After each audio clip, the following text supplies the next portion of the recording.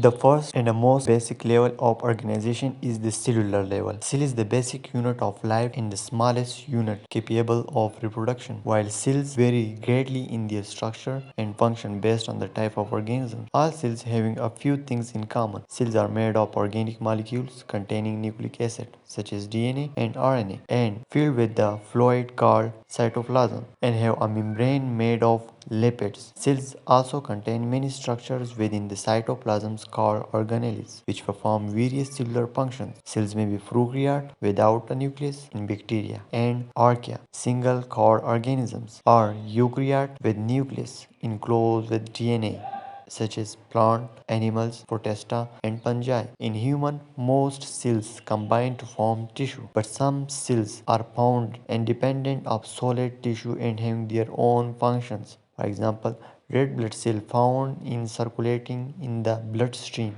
carrying oxygen throughout the human body is an example of independent cell.